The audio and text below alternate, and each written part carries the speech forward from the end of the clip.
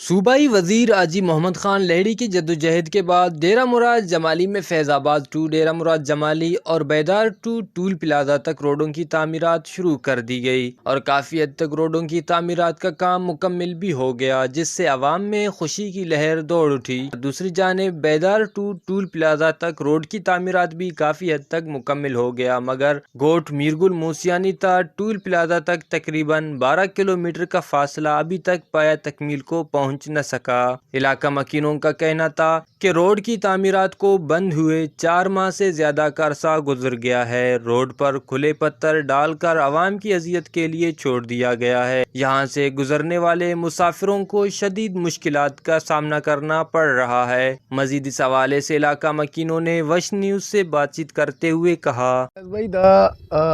Road ارے تقریباً 1.5 سال سے اندر کاریم شروع مس اور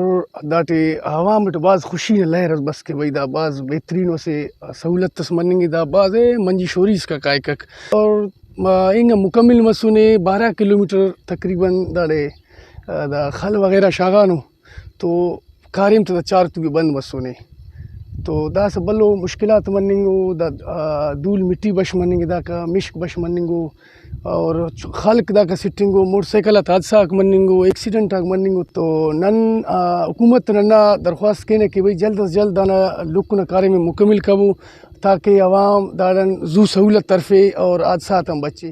علاقہ مکینوں نے حکومت بلوچستان اور ایم پی اے حاجی محمد خان لہڑی سے اپیل کرتے ہوئے کہا کہ روڈ کی تعمیراتی کام کا جائزہ لیں اور جلد از جلد روڈ کی تعمیرات کو پایہ تکمیل تک پہنچا کر علاقہ مکینوں اور مسافروں کو سہولیات فراہم کریں۔ کیمرہ مین معشوق رند کے ساتھ ریاض بلوچ، وش نیوز، نصیر آباد۔